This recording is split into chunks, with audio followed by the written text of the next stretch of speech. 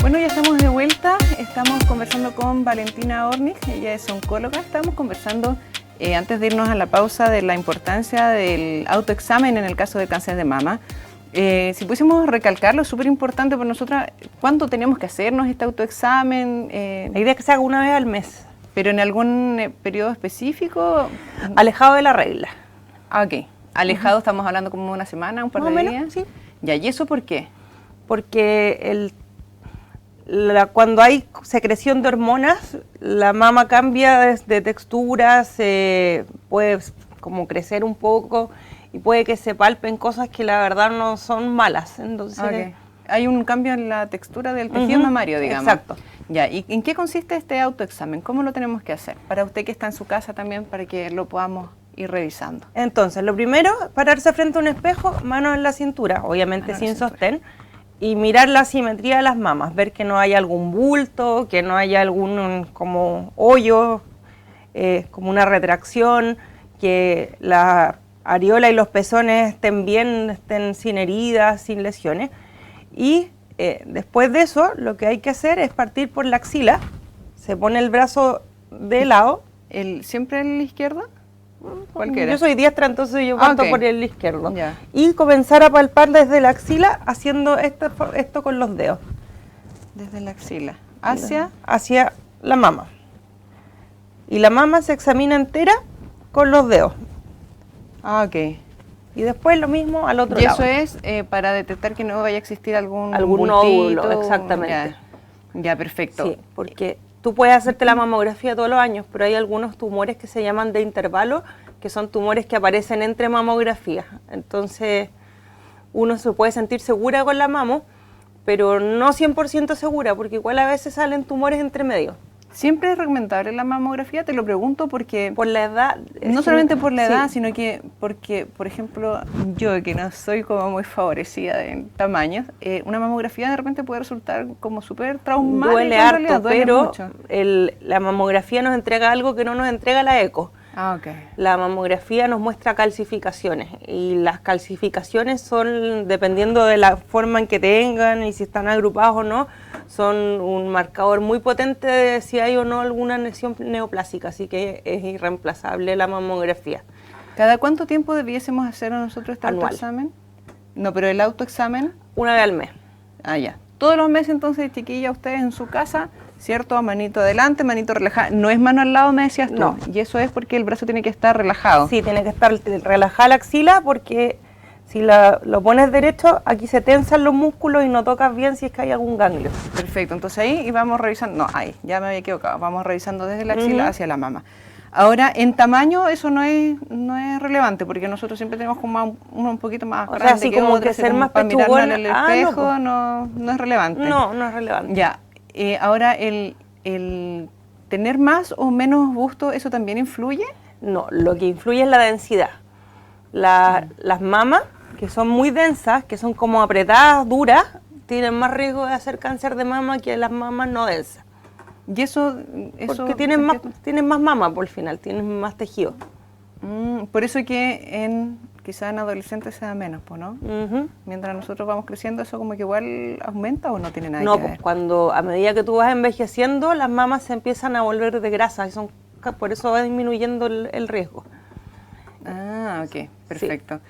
Valentina, hoy súper importante este tema, que no se les olvide, chicas, hacerse todas una vez al mes este autochequeo, ¿cierto? Pensando que hoy día está súper común el tema del cáncer de mama, y yo creo que también es culpa nuestra que nos dejamos un poquitito de estar y no nos preocupamos de eso. Y precisamente en el tema de la prevención, no solamente del cáncer de mama, sino que todos los tipos de cáncer, ¿cuáles serían las herramientas o los mecanismos que nos darías tú como importantes a la hora de prevenir el cáncer? Es importante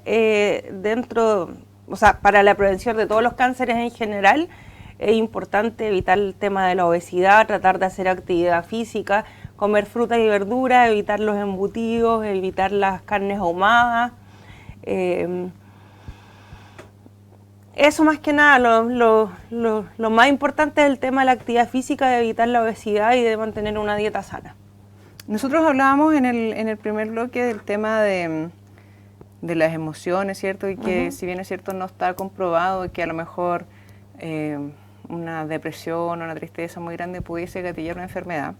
Pero precisamente en ese sentido, como para ir derribando algunos mitos, eso no tendría ninguna relación. Ya, en el tema, por ejemplo, que también me lo preguntaron antes, me dijeron, pregúntale a la doctora cuando vaya. En el tema, por ejemplo, del cáncer de mama, ¿influye el tema del uso de sostén o no? No. No hay ninguna relación entre ninguna eso. relación. Si hay alguien que no le gusta ocupar, tampoco tiene... No pasa nada. Ya, perfecto. Ahora, en el tema de los alimentos, hay algunos que dicen que tienen mayor probabilidad de generar cáncer. ¿Eso también es así? Sí, los embutidos y las cosas ahumadas. Eso aumentan el riesgo del cáncer de colon, porque son irritantes. Entonces irritan en lo local y aumentan la tasa de mutaciones de las células del colon para generar un cáncer. Eso también tiene que ver con respetar algunas, por ejemplo, las personas que son intolerantes a la lactosa, el no consumir lácteos precisamente o no tiene nada que ver.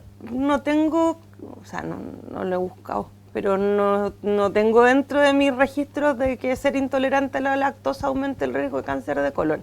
Ah, ya, perfecto. Ya, entonces tenemos los embutidos. De hecho, embutidos. se ha visto que los que tienen alergias alimentarias tienen menos tasa de cáncer en general. Y eso es porque se cuidan en la alimentación, pues, ¿no? Puede ser, o porque tienen un epitelio que está como más atento, lo inmunológico, a reconocer cosas malas. Ah, perfecto. Respecto de el consumo de alcohol, que también es súper importante, nosotros tenemos hoy día igual un segmento con altos índices de consumo. ¿Cómo influye el tema del consumo de alcohol? El alcohol está demostrado que, por ejemplo, aumenta el riesgo de cáncer de mama, aumenta el riesgo de cáncer al hígado, aumenta el riesgo de cáncer de colon, aumenta el riesgo de cáncer de páncreas. ¿Y eso por qué? A ver, en el de mama es porque las personas que beben alcohol tienden a tener más tejido graso y el tejido graso aumenta el riesgo de que las células de la mama que son dependientes de hormonas crezcan. En el colon es porque es un irritante, en el de páncreas no sé. Ya.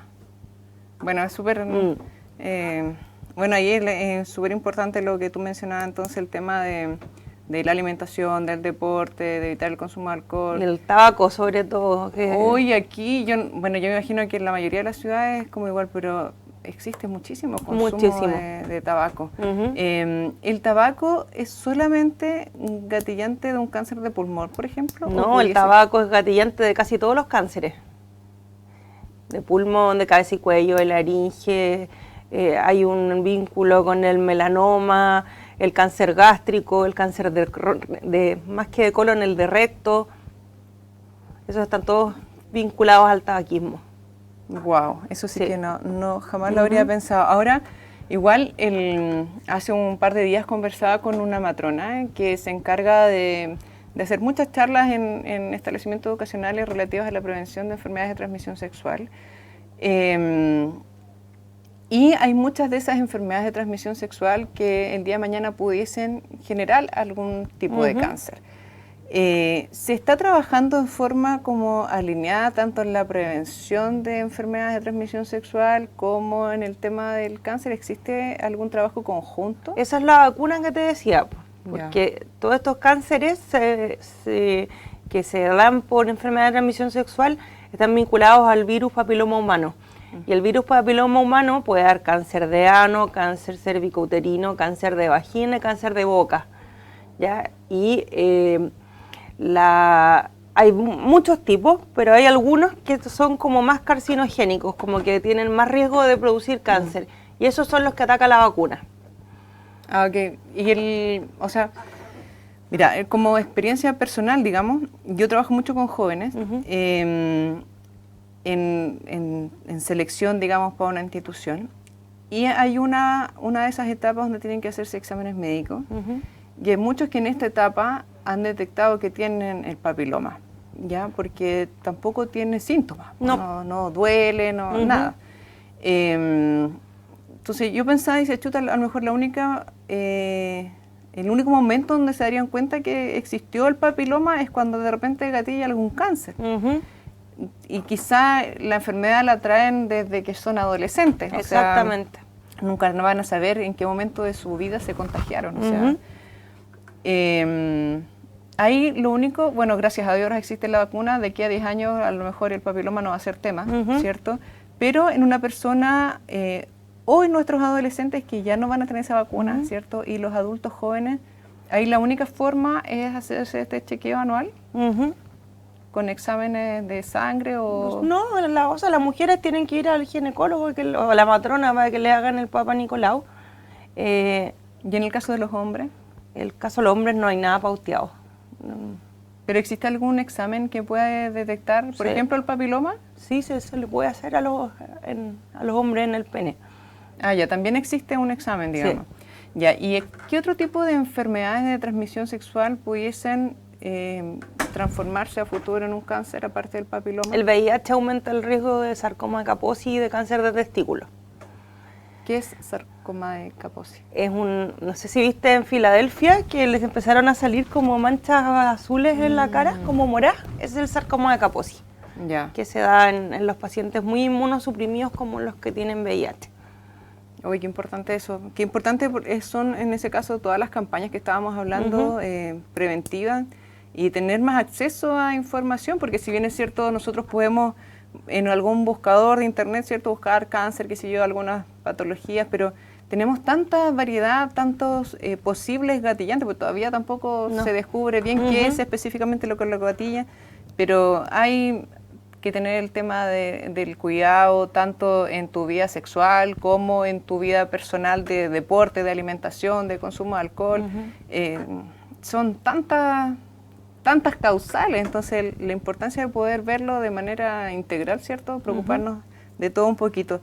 Valentina, hemos conversado con algunos profesionales de la salud e incluso con algunos familiares de pacientes con cáncer, que ellos dicen que cuando se detecta esta enfermedad en Osorno no existe, las quimioterapias, por ejemplo, no se hacen aquí, tienen que ir a Valdivia o las radioterapias. ¿Qué se está haciendo en Osorno específicamente en el tratamiento del cáncer? A ver, en Osorno, bueno, tenemos el equipo quirúrgico, que son los cirujanos. Tenemos muchos cirujanos subespecialistas que están formados específicamente para operar tumores de estómago, de páncreas, de pulmón. En los últimos 5 años Osorno se ha armado bien en ese sentido y yo me atrevo a decir que en lo quirúrgico estamos mejor que Valdivia porque tenemos más subespecialistas. Desde el punto de vista de oncología, somos 2 oncólogas que tenemos 44 horas en el hospital, o sea, estamos todo el día, más otra oncóloga que tiene 22 horas, más 2 hematólogas y 2 hematólogos que se están formando en este momento. Los tumores sólidos se tratan todos en Osorno, o sea, el cáncer de colon, de recto, de pulmón, no sé, de mama, de próstata, se trata todo en Osorno. Los tumores hematológicos, las leucemias, se tratan en Valdivia porque es el centro de referencia. Los otros tumores, como los mielomas, los linfomas, que son otras cosas de hematólogos, se tratan en Osorno también. Y lo único que derivamos a Valdivia son las radioterapias, ¿ya? Que de repente el cáncer de mama uno los trata y después de eso hay que hacer radioterapia para asegurar que no vuelva en la misma mama, y eso se hace en Valdivia, pero es lo único que derivamos, las leucemias y la radioterapia. Ah, perfecto. En cuanto a la donación de órganos, ya pensando, por ejemplo, o sea, no solamente la donación en general, por ejemplo, tenemos en los casos de los pacientes con leucemia que necesitan mucha donación de sangre. ¿Qué es lo que nosotros podemos donar en vida, digamos, que puede ser útil para una persona que hoy día tiene cáncer? O sea, tú cada 3 meses puedes ir al banco de sangre y donar sangre. ¿Ya? Se puede hacer eféresis, que es como un procedimiento donde te sacan solo las plaquetas y el plasma. Hay algunas fundaciones donde se puede donar, o sea, puedes donar sangre, o sea, una muestra para que ellos tengan como un banco de donantes por si hay alguien que sea compatible contigo y que necesite media médula ósea o un trasplante. En el caso de médula ósea, si por ejemplo hay alguien que los pacientes con leucemia también necesitan trasplante de médula, quien dona ¿tiene algún riesgo a la hora de donar? Te toman una muestra de sangre, te ponen estimulantes de colonia para que como que la médula produzca mucho y después te toman una muestra de sangre. Pero no hay ningún tipo de riesgo. ¿Qué otra cosa nosotros pudiésemos donar que pudiese ser útil para casos de cáncer? El pelo. Pelo, para pelucas. Pero ¿y eso en nosotros no existe? No, hay que mandarlo a Santiago. ¿Y existe algún como centro específico donde Sí, las damas de verde tienen el nexo. Los contactos. Sí, súper importante ahí. Yo conozco muchas chicas que han hecho esa donación de pelo y por Dios que es importante para el que la recibe poder tenerlo. Ahora también, ya que me tocas el tema del pelo, que es más lo estético, ¿cierto? Lo más ya hilando más fino. Cuando ya se cae el pelo, existe, por ejemplo, personas que hacen de esta micropigmentación de ceja. ¿Eso se lo puede hacer un paciente con cáncer? Sí, de hecho hasta el Davalach tiene un estudio. Y yo cuando estaba haciendo la especialidad, una paciente me preguntó si podía usar Davalach, que es como un lápiz que uno se lo pone en la pestaña y hace que las pestañas crezcan. Y encontré un estudio clínico rasca, así como con 10 pacientes, donde usaban Davalach y les iba súper bien. Así que yo lo he recomendado y les ha ido bien. Y en el caso del microblending, por ejemplo, que es como este tatuaje que se hace, ¿también se puede hacer? Sí, sí se puede hacer. Ya no existe ningún daño. Me duele mucho, yo me lo hice. Sí. Pero por Dios que puede que sea importante, sí, ¿cierto?, para estos pacientes. No, todas esas cosas ayudan. Y de hecho, por ejemplo, el tema de las pestañas, se les secan más los ojos, tienen más lagrimeos, entonces hay algunas que se ponen pestañas postizas porque eso ayuda a que tengan menos molestias en los ojos. Claro, es increíble lo que protegen las pestañas también, uno no se da cuenta, pero si no tuviéramos pestañas nos entrarían un millón de cositas en los ojos a cada rato. ¿El tema del drenaje linfático es recomendado para un paciente con cáncer? Sí, en algunas cirugías, cuando sacan ganglios, por ejemplo en mama, que de repente tienen que sacarle los ganglios de la axila, o en melanomas, que tienen que sacarle ganglios de la ingle o de la axila, se puede producir linfedema, que es acumulación de líquido. Y la única forma de sacar eso es con drenaje linfático. Eso de como que desparrama el cáncer es mentira, es un mito. Ah, ya, pero no existe ningún tipo de cáncer donde no sea recomendado. No. Ya, eso igual es súper importante porque también me lo habían consultado. Valentina, hablábamos de los tipos de cáncer que son más frecuentes en mujeres. En hombres, ¿cómo se da esto? Pensando en que quizá a lo mejor me equivoco, pero como en lo colectivo uno siempre piensa que el hombre es como más despreocupado, ¿cierto?, de hacerse como su chequeo anual al menos. ¿Qué tipo de cáncer son más comunes en los hombres? Próstata, totalmente. ¿Pero el cáncer de próstata se da en una edad específica o también tenemos casos hoy día de jóvenes con cáncer de próstata? A ver, deja acordarme, yo creo que tenemos como de 60 y tantos, que a nosotros nos llegan todos. Cuando necesitan quimio, los urólogos los derivan, pues si no los tratan ellos. Pero sí, como los 60 y algo es la edad donde empieza a aparecer. Ya. ¿Y existe algún otro más? Cáncer gástrico. Es más frecuente en hombres que en hombres, mujeres. Sí. ¿Y eso por qué será? ¿Por el tipo de alimentación? Puede ser. ¿O existe algún factor propio de...? No lo sabemos. Ya. Hombres ya saben, entonces, háganse su chequeo anual, es súper importante.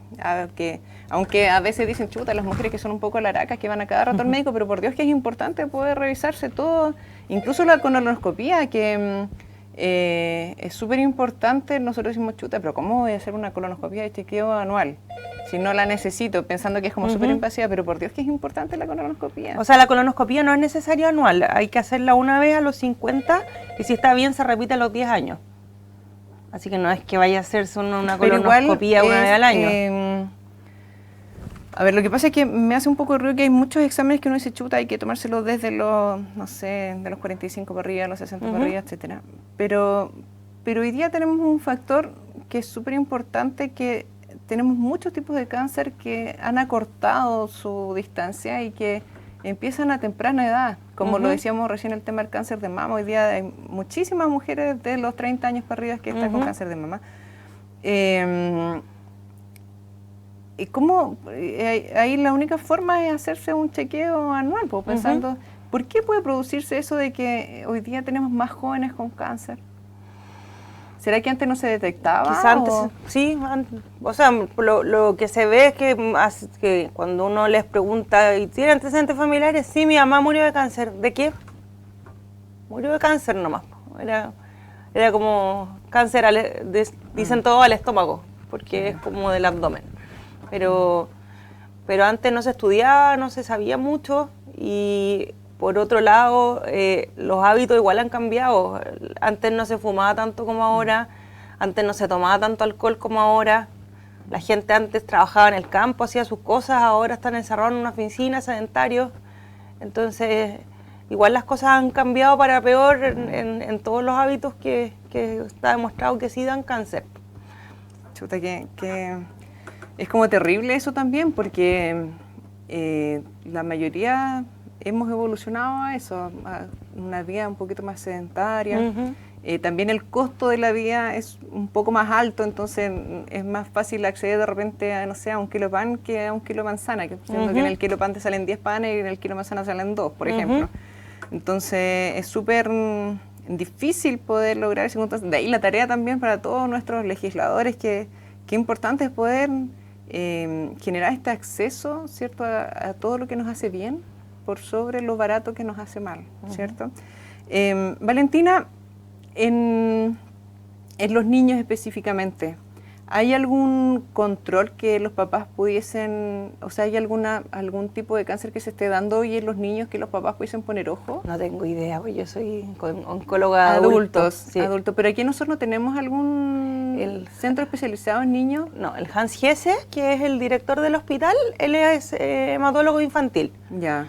Pero los pacientes van por una cosa que se llama PINDA, que es el Programa Infantil de Droga Antineoplásica, y esos se tratan todos en Valdivia.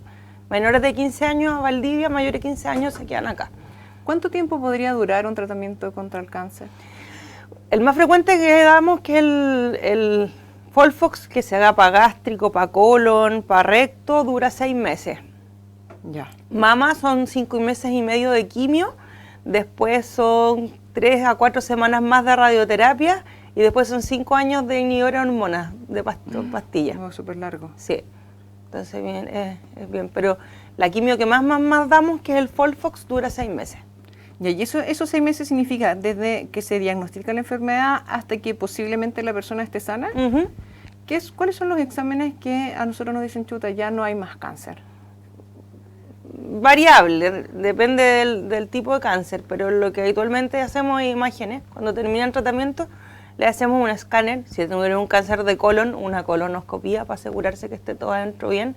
Si tuvieron cáncer gástrico, una endoscopía para asegurarnos también que está bien.